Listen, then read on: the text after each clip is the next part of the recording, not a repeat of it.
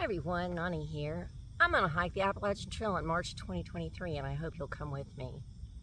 In a previous video I spoke with you about a few physical limitations that I have, and we as older hikers especially have to take some of these things into serious consideration.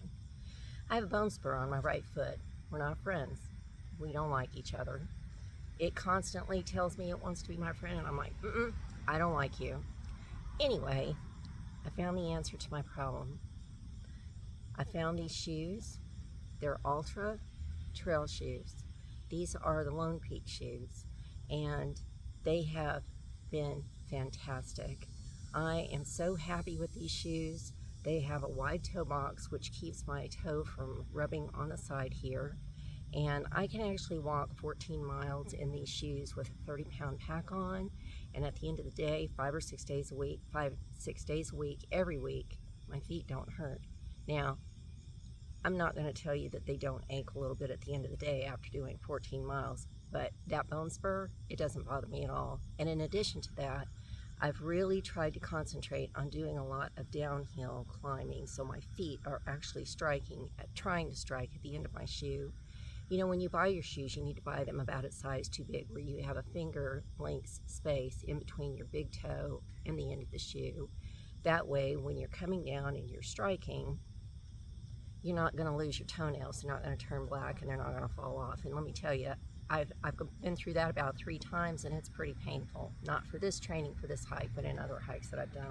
I finally got with the program and found the right shoes for me. Anyway, these trail shoes are light, they're not clunky, boots are great, there's nothing wrong with boots, but these seem to be the choice that trail hikers are using these days. In addition, they have some pretty good lugs on the bottom of the foot, on the bottom of the shoe. And I will tell you one problem that I had while I was training. I ended up with some blisters on the heels of my feet, and they were very painful. I couldn't figure out why I was getting blisters, and I actually wondered whether I was going to be able to wear these shoes until I went to Wear, my favorite outfitter, REI, and spoke with them, and they said, you know, let's see how you're tying your shoes. And so we went over that, went over the size was right, still had blisters.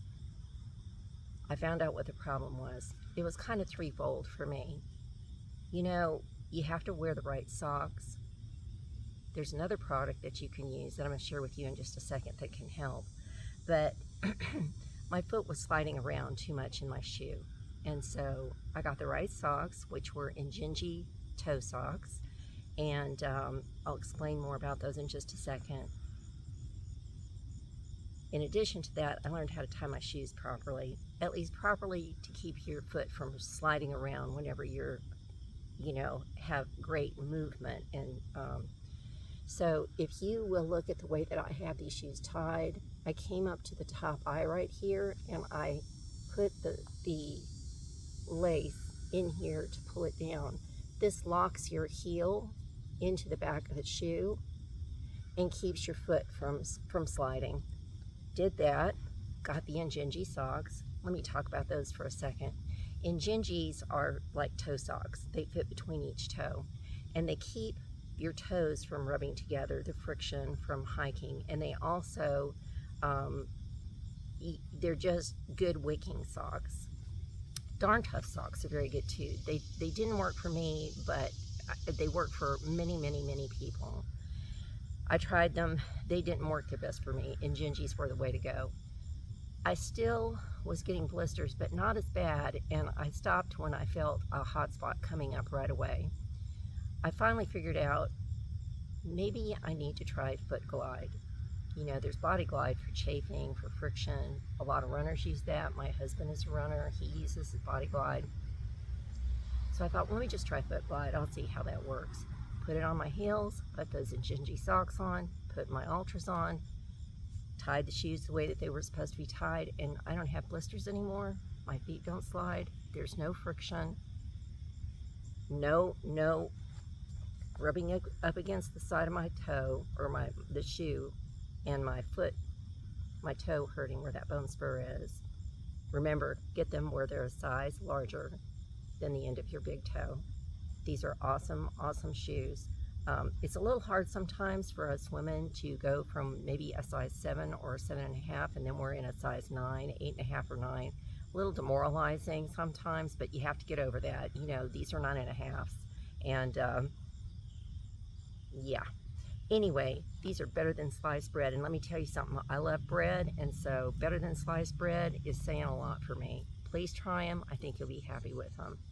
I'm going to close my video for now. I hope I've said or shared something with you that will be helpful,